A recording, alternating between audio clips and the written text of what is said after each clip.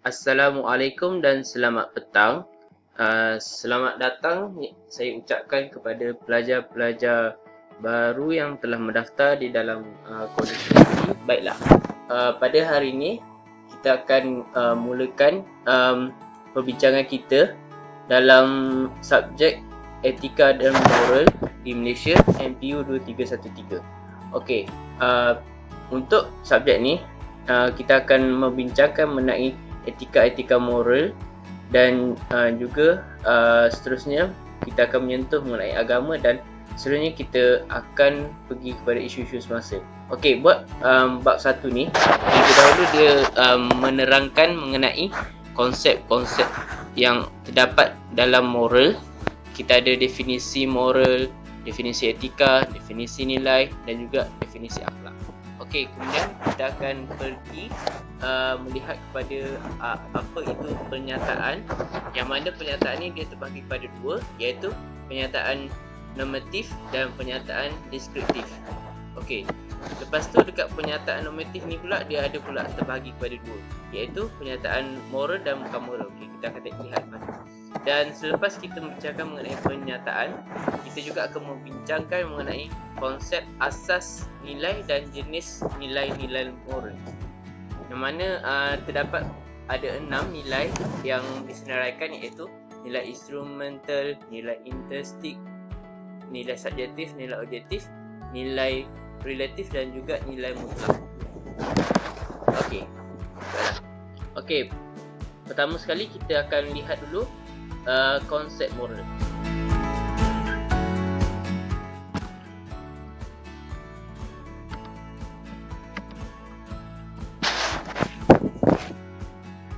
Okey, yang pertama, definisi moral. Okey, menurut bahasa, moral ni dia daripada perkataan bahasa Latin yang berasal dari perkataan morals, iaitu cara atau moralis, yang bererti tingkah laku atau perlakuan. Jadi dari segi bahasa, moral ni adalah cara atau tingkah laku dan juga, atau juga perlakuan. Okey, dari segi istilah pula, moral ni bermaksud kualiti tingkah laku atau perbuatan manusia yang dengannya dapat dikatakan sama ada perbuatan itu baik ataupun buruk. Dan moral ni dia merangkumi segala nilai murni seperti merendah diri, benar, belas kasihan, keadilan, persefahaman, kasih sayang, berdikari dan lain-lain. Okey, jadi kata kunci kalau kita nak ingat moral ni maksud dia adalah tingkah laku. Okey. Okey, seterusnya kita akan pergi menyentuh mengenai apa itu definisi etika. Okey.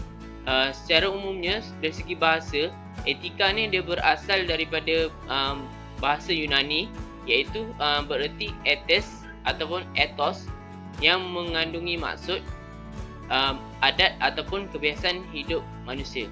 Okey, senang kata macam ni, etika ni dia maksudnya dia lebih kepada satu dikatakan sebagai satu set undang-undang.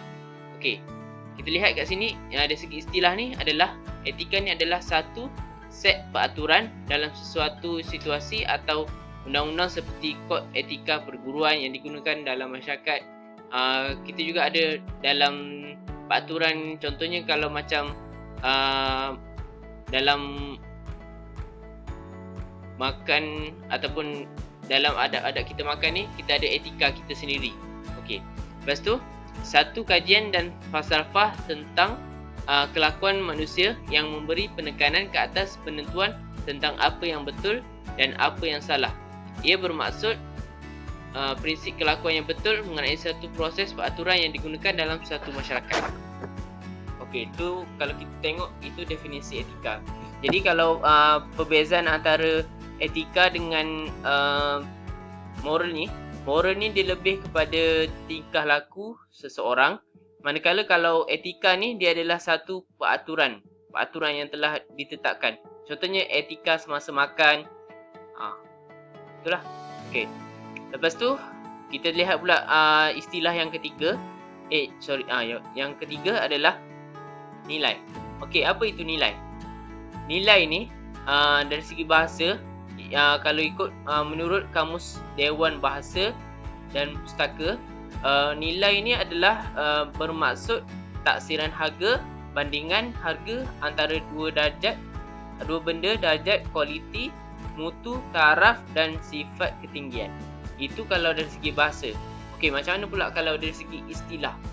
Okey, istilah bagi nilai ni adalah satu unsur yang dapat mencerminkan perlakuan seseorang dan juga bermaksud kepercayaan dan keyakinan seseorang terhadap seseorang yang lain. Okey. Maksudnya kat sini nilai ni adalah satu unsur yang kita mencerminkan perlakuan seseorang ni dan juga bermaksud kepercayaan dan keyakinan seseorang terhadap seseorang yang lain. Okey. Jadi asas pembentukan sikap, tanggapan, motivasi, personaliti, kemajuan dan pembangunan satu bangsa atau organisasi ini dianggap sebagai nilai. Okey. Nilai juga dia boleh bererti, maksudnya kat sini nilai ni dia boleh juga bermaksud menimbang, iaitu kegiatan manusia yang menghubungkan satu dengan sesuatu yang lain untuk mengambil satu keputusan. Okey. Nilai ni dia sifat dia boleh berubah.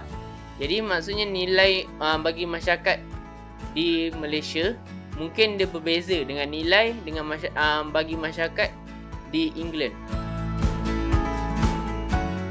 Okey, faham Okey, kemudian kita akan tengok untuk seterusnya kita akan lihat kepada definisi akhlak. Okey, akhlak ni kalau dari segi bahasa, akhlak ni sebenarnya dia berasal daripada perkataan Arab yang dia berasal daripada perkataan khuluq yang bermaksud budi pekerti. Jadi kalau dari segi bahasa ni, akhlak ni dia boleh dikaitkan dengan tabiat atau adat, budi pekerti, kelakuan dan berhubung kait dengan sifat peribadi dan perlakuan manusia. Okey. Lepas tu itu kalau dari segi bahasa ni. Okey, kalau dari segi istilah pula, akhlak ni adalah satu hal keadaan yang tetap dalam jiwa manusia yang dapat mengeluarkan perbuatan sama ada baik atau buruk tanpa perlu kepada pemikiran dan pengamatan. Dan akhlak ni dia adalah merupakan satu perlakuan baik atau budi pekerti seorang. Akhlak dianggap sebagai tingkah laku seorang secara spontan kerana kebiasaan jiwa atau sifatnya yang baik. Contohnya kalau seseorang tu dia suka tolong menolong, dia suka maksudnya dia rajin, itu adalah satu akhlak.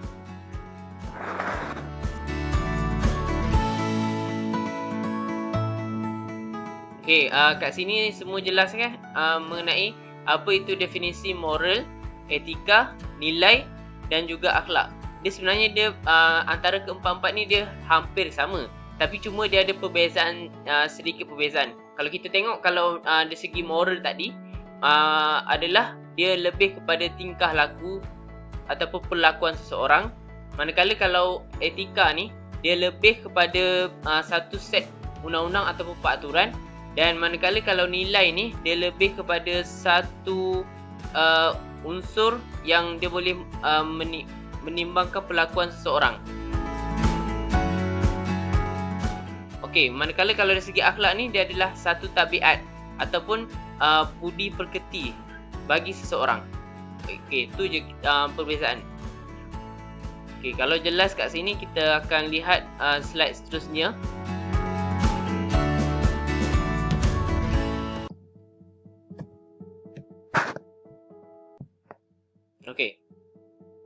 Okey, bagi dalam konsep moral ni, seseorang warga negara kita, warga negara Malaysia ni, dia perlulah mempunyai moral dan juga dia mempunyai etika, dia mempunyai akhlak yang mengikuti kepada rukun negara.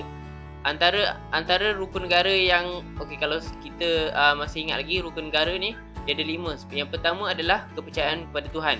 Maksudnya kat sini, bagi setiap seluruh warga negara di Malaysia ni dia mesti mempunyai kepercayaan kepada Tuhan. Tak kira lah apa-apa jenis agama pun mesti dia percaya kepada Tuhan.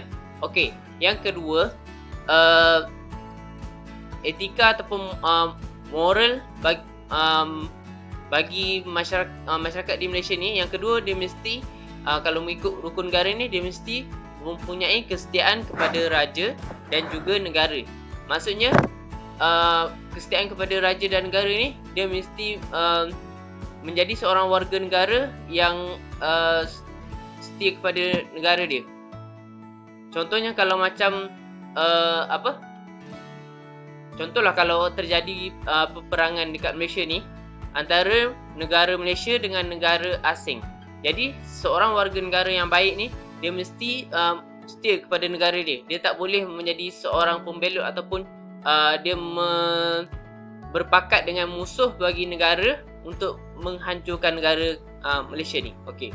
Yang ketiga, kalau moral ataupun etika berdasarkan kepada rukun negara adalah warga negara tu dia mesti mempunyai kesopanan dan kesusilaan. Okey, maksudnya kat sini setiap warga negara Malaysia ni mesti berakhlak mulia, berbudi pekerti, mengikut moral dan juga nilai masyarakat di Malaysia.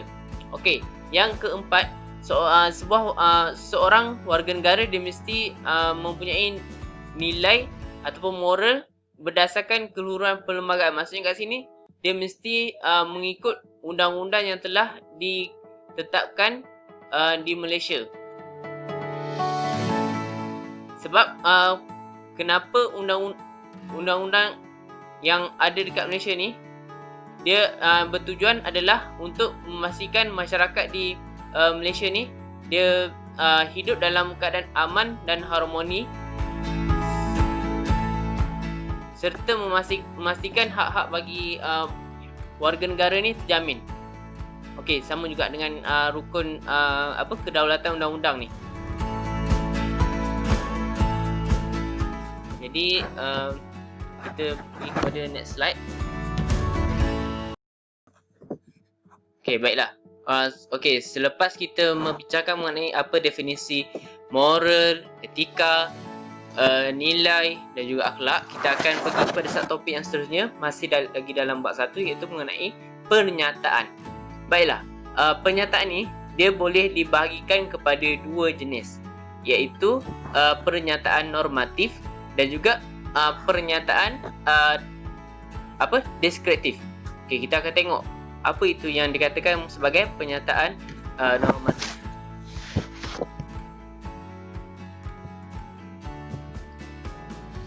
Okey, pernyataan normatif ni dia adalah merujuk kepada standard atau model yang ideal dalam yang ideal bagi masyarakat. Okey, dalam keadaan di Malaysia ni, normatif ni dia merujuk kepada standard yang berdasarkan masyarakat Malaysia yang pluralistik.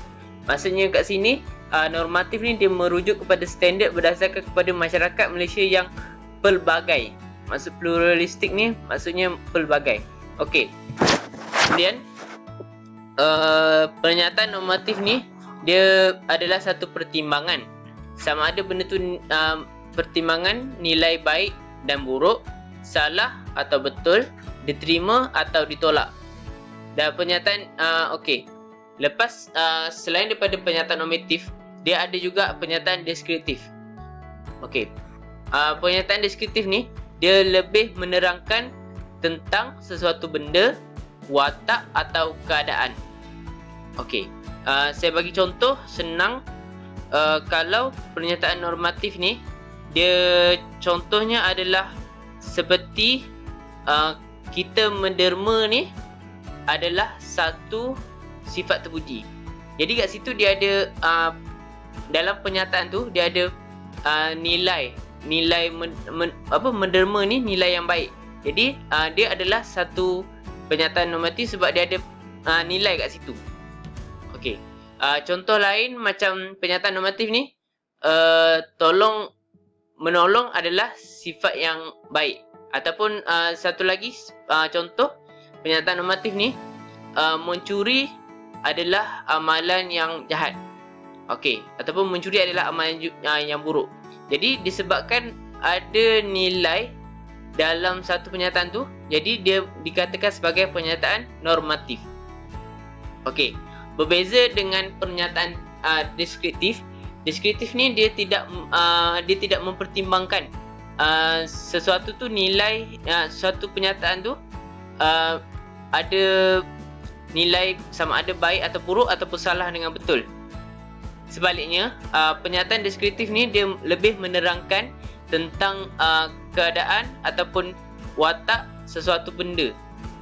Maksudnya kat sini dia lebih menerangkan tentang peristiwa ataupun keadaan. Dia tidak ada nilai baik atau buruk. Contoh yang saya boleh bagi, contohnya bas ini berwarna kuning. Jadi bas berwarna kuning ni dia warna kuning ni dia menerangkan mengenai warna bagi bas tu. Dia tidak menerangkan mengenai warna kuning tu dia bukan baik atau buruk. Faham contoh lain boleh bagi Ali adalah seorang pelajar yang tinggi di kelas. Okey, jadi pernyataan Ali sebagai seorang pelajar yang paling tinggi ni adalah deskriptif. Maksudnya dia menerangkan watak ataupun keadaan bagi Ali tu. Jadi tinggi ni dia bukan benda yang baik ataupun benda buruk. Dia bukan satu pertimbangan. Okey, jelas kat sini? Itu secara sepintas lalu. Okey, kita tengok seterusnya, next slide. Okey, normatif ni tadi ada normatif dengan deskriptif. Okey, normatif ni dia boleh terbahagi lagi dua, iaitu normatif moral dengan normatif bukan moral. Okey, normatif moral ni adalah satu baik, buruk, betul dan salah. Manakala normatif bukan moral ni dia domain bukan moral. Okey, jadi kita akan tengok apa maksudnya domain bukan moral ni. Maksud domain bukan moral ni dia adalah berkaitan dengan apa-apa normal yang dia selain daripada moral. Maksudnya macam agama, estetika, ekonomi, sosial, politik, kebendaan dan sosial. Okey, jadi semua benda tu dia dalam kategori bukan moral. Okey, jelas Okey. Seterusnya kita lihat apa perbezaan antara pernyataan normatif dengan pernyataan deskriptif. Okey, macam tadi saya ada terangkan sikit. Jadi sekarang ni kita akan melihat dengan lebih terperinci lagi apa itu perbezaan antara pernyataan deskriptif dengan pernyataan normatif. Okey, saya mulakan dengan deskriptif dulu. Okey, pernyataan deskriptif ni dia bebas daripada sebarang pertimbangan nilai-nilai moral. Maksudnya dia tak ada kena-mengena dengan baik atau buruk ataupun jahat ataupun baik, macam itulah. Okey, jadi contohnya macam tadi bas itu berwarna kuning, ataupun contoh yang lain rumah itu besar. Jadi rumah yang besar tu dia tak ada pertimbangan sama ada benda tu baik ataupun buruk, tapi dia menerangkan sifat rumah tu besar. Okey, lepas tu pernyataan deskriptif ni dia adalah value natural yang terdiri daripada laporan berbentuk deskriptif untuk menyatakan fakta yang logik. Dia dapat menjawab semua soalan yang dengan betul. Maksudnya contoh macam tadi, rumah itu adalah besar. Jadi benda ni pernyataan ni dia tak salah sebab dia adalah terdapat value natural dekat dalam satu pernyataan tu. Okey, jelas Okey, manakala yang kedua pula mengenai pernyataan normatif. Okey, pernyataan normatif ni dia adalah satu perkara ataupun pernyataan yang biasa dilakukan dalam kehidupan seharian sama ada baik ataupun buruk. Contohnya satu benda yang baik. Saya bagi contoh pernyataan normatif, menderma adalah sifat yang terpuji. Jadi sifat menderma ni adalah sifat yang baik, jadi dia adalah dikira sebagai pernyataan normatif. Ataupun satu sifat buruk, mengumpat adalah sifat yang buruk. Jadi sifat mengumpat ni dia telah menyebabkan pernyataan tadi tu yang mengumpat adalah sifat yang buruk ni adalah dikenali sebagai pernyataan normatif. Sebab dia kita akan nilai benda tu baik ataupun buruk. Okey, jelas Okey, saya bagi contoh lagi. Contoh deskriptif ni, contohnya di Malaysia, rombakan kabinet adalah di bawah kuasa Perdana Menteri. Jadi kalau ikut pernyataan tadi tu, dia bersifat deskriptif sebab dia menerangkan bahawa dekat Malaysia ni yang boleh merombak kabinet ataupun menteri ni adalah Perdana Menteri. Jadi dia tak ada kena-mengena dengan pernyataan normatif. Jelas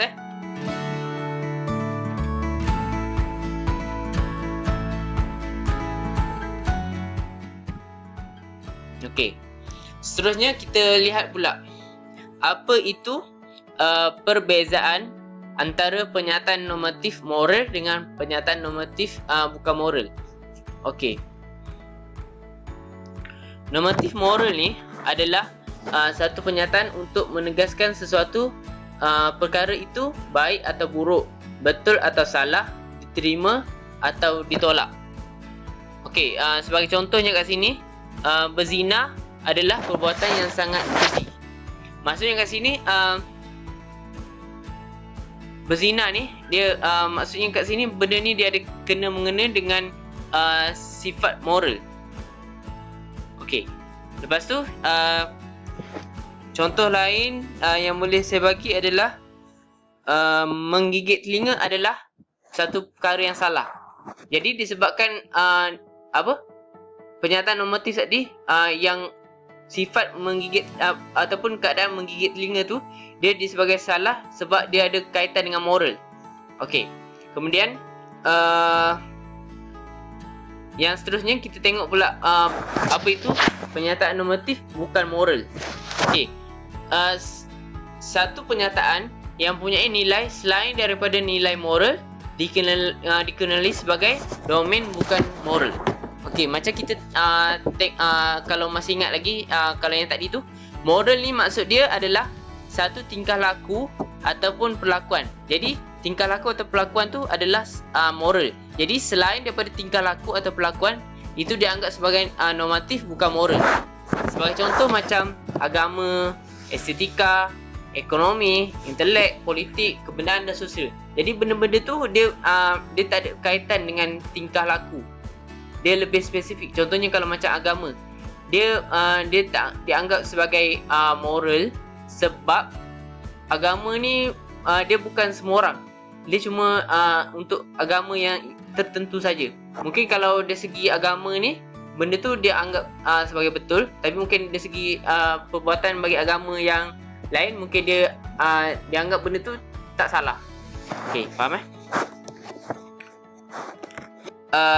Okey, saya bagi contoh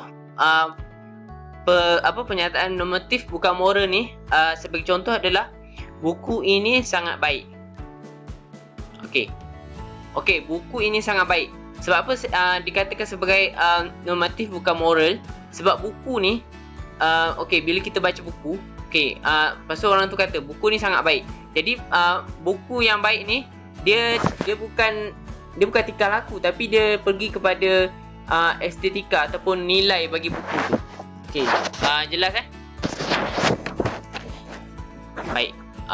Seterusnya kita akan pergi tengok kepada konsep asas nilai dan jenis nilai moral. Okey.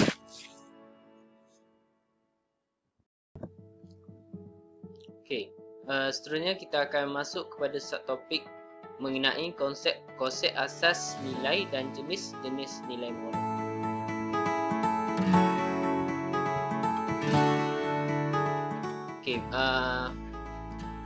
Kita akan mulakan dengan konsep asas nilai. Apa yang dikatakan dengan nilai? Nilai ni adalah satu benda yang boleh dilihat sama ada dari segi harga atau kualiti. Saya bagi contoh pernyataan kat sini. Sungai yang cantik mempunyai nilai seni atau estetik, tetapi bukan nilai moral. Tetapi menjaga kebersihan dan kecantikan sungai tersebut ialah nilai moral. Jika membuang sampah merata-rata, kita akan dikenakan denda RM300. Denda merujuk kepada nilai kebendaan. Okey, jadi kat sini kalau pernyataan ni dia ada 3 nilai. Okey, yang nilai pertama kita tengok ni nilai seni. Okey, kenapa dikatakan nilai seni? Sungai ni yang cantik. Maksudnya kecantikan sungai ni dia dianggap sebagai nilai yang seni. Okey. Lepas tu yang kedua, nilai moral. Kenapa menjaga kebersihan dan kecantikan sungai ni dianggap sebagai nilai moral? Sebab menjaga kebersihan ni dia adalah satu tingkah laku yang baik ataupun buruk. Macam kalau kita tengok definisi moral tadi, moral ni adalah satu tingkah laku. Tak kira sama ada baik ataupun buruk. Jadi menjaga kebersihan ni dia dianggap sebagai nilai moral. Okey, manakala membuang sampah merata-rata, kita akan didenda RM300. Okey, jadi denda ni dia merujuk kepada nilai kebendaan sebab dia ada kaitan dengan wang ringgit. Okey. So kat sini boleh faham nilai ni apa. Okey. Okey, kita lihat pula apa itu fungsi nilai. Okey, baiklah. Fungsi nilai ni dia yang pertama adalah sebagai pedoman hidup dalam hidup diri individu.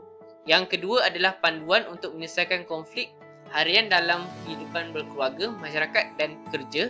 Dan yang ketiga adalah nilai ni dia berfungsi sebagai batasan terhadap perbuatan dan kelakuan individu atau masyarakat mengikut kehendak nilai yang dipegang. Okey, yang ni nanti boleh hafal lah apa itu fungsi nilai. Okey.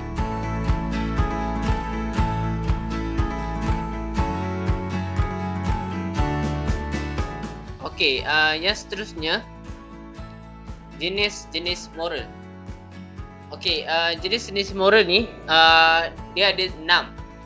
Okey, dari segi daripada 6 jenis moral ni, nilai instrumental, nilai intrinsic, nilai subjektif, nilai objektif, nilai relatif, nilai mutlak. Okey, dari segi 6 ni kita boleh lihat dia ada perbezaan ataupun kita boleh lihat ada perbezaan nilai etika kat sini.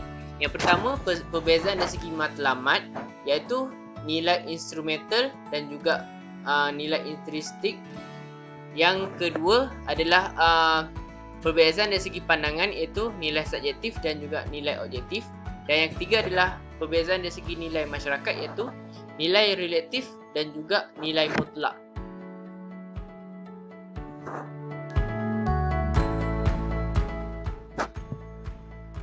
Okey, yang pertama kita lihat nilai instrumental. Okey, apa yang dikatakan dengan nilai instrumental ni? Instrumental ni adalah kualiti yang diterima atau ditolak sebagai alat mencapai suatu matlamat. Dan nilai instrumental ni dia bergantung kepada nilai untuk mencapai satu matlamat. Maksudnya kalau kita nak capai satu benda ni, kita perlukan nilai. Okey. Maksudnya okey, contohnya macam ni, pengeboman Hiroshima. Jadi benda ni alat apa? Alat mengebom ni, maksudnya pengeboman Hiroshima ni dia dianggap dia telah menamatkan Perang Dunia Kedua. Dan untuk mencapai benda tu, untuk mencapai satu matlamat ni, dia bergantung pada nilai. Nilai kat sini lah. Okey, yang kedua kita tengok kat sini ada tong. Kita semula ada 3 warna ni. Jadi tong sampah kita semula ni dia adalah untuk menggalakkan masyarakat untuk reuse, reduce, recycle.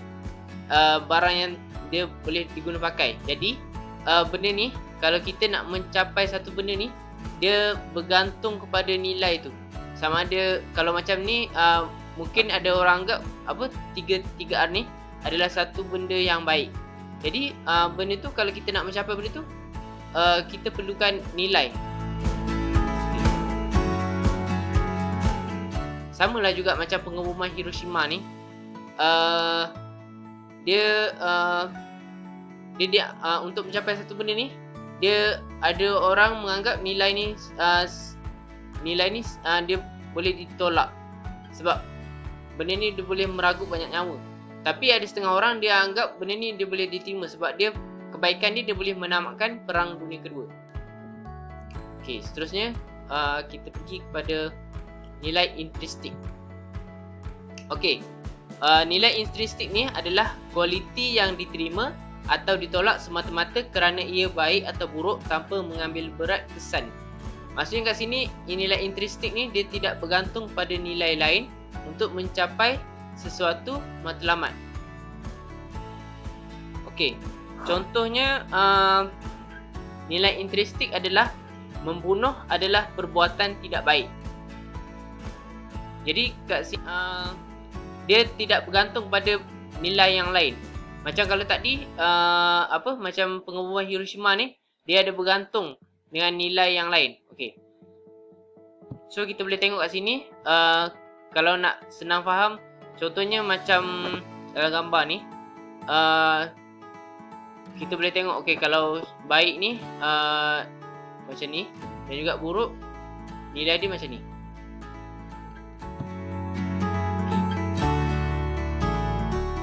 Okey, yang ketiga kita pergi kepada nilai subjektif.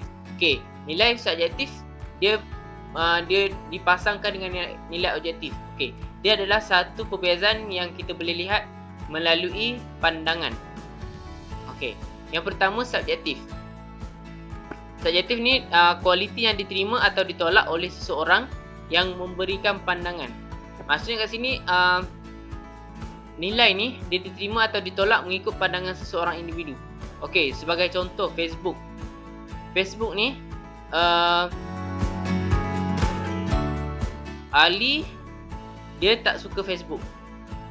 Tapi Ahmad dia suka Facebook. Okey, jadi perbezaan kat sini kita boleh lihat nilai subjektif ni dia bergantung, dia lebih kepada pandangan peribadi dalam menentukan sesuatu tu baik ataupun buruk. Okey, contoh lagi kita boleh tengok, okey, Siti kata dia suka pergi PLKN.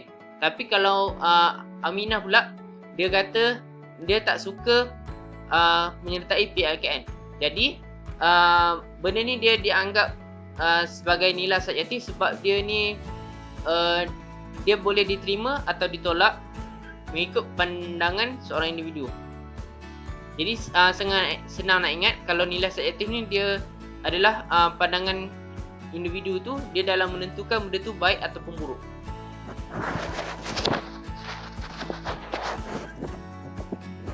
Okey, yang seterusnya, okey, nilai objektif. Nilai objektif ni adalah satu kualiti yang bernilai atau sebaliknya yang bebas daripada pilihan peribadi. Maksudnya kat sini nilai objektif ni dia lebih kepada diterima, satu benda tu diterima atau ditolak berdasarkan satu set kriteria yang disetujui oleh semua ataupun kebanyakan orang. Contohnya, bagi contoh kat sini, rasuah itu haram. Jadi nilai rasuah ni dia dianggap sebagai nilai objektif sebab dia semua orang ataupun majoriti orang dia menganggap rasuah ni benda yang tak elok. Jadi okey, kalau kita tengok macam tadi kan, subjektif dia bergantung kepada pandangan seseorang individu. Tapi kalau objektif ni dia benda tu diterima atau ditolak ni dia berdasarkan persetujuan orang ramai. Okey, sebagai contoh lagi, masyarakat Malaysia tidak bersetuju dengan pencerobohan Israel dalam negara Palestin. Jadi benda ni dianggap sebagai nilai objektif sebab hampir semua ataupun majoriti masyarakat Malaysia ni tak bersetuju dengan pencerobohan Israel ke atas Palestin. Okey, kat situ kita boleh lihat perbezaan antara objektif dan juga subjektif. Kalau subjektif ni dia lebih kepada pandangan individu. Benda tu baik atau buruk dia tentu mengenai pandangan seorang individu. Tapi kalau objektif ni dia benda tu baik atau buruk ataupun benda tu diterima atau ditolak berdasarkan satu set yang disetujui oleh kebanyakan orang. Okey, yang seterusnya nilai relatif. Okey, nilai relatif ni nilai yang diterima atau ditolak oleh peraturan sesuatu masyarakat yang mencapai satu matlamat masyarakat.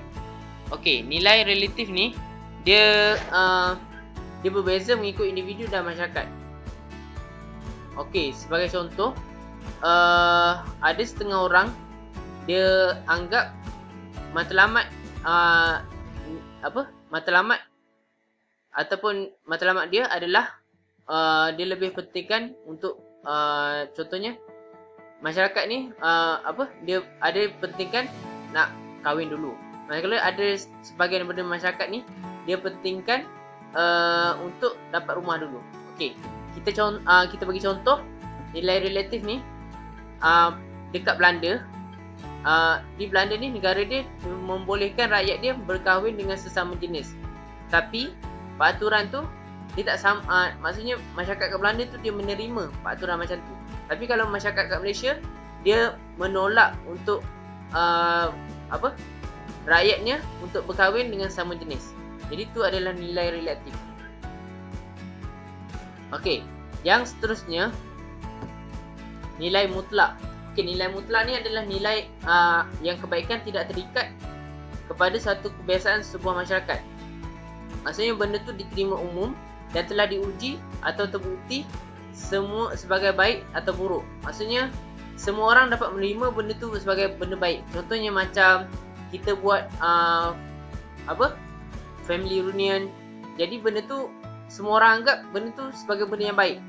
Jadi benda tu dia tak terikat dengan kebiasaan bagi masyarakat. Kalau macam nilai relatif tadi, mungkin masyarakat dekat satu tempat ni tak sama dengan masyarakat dengan tempat yang lain.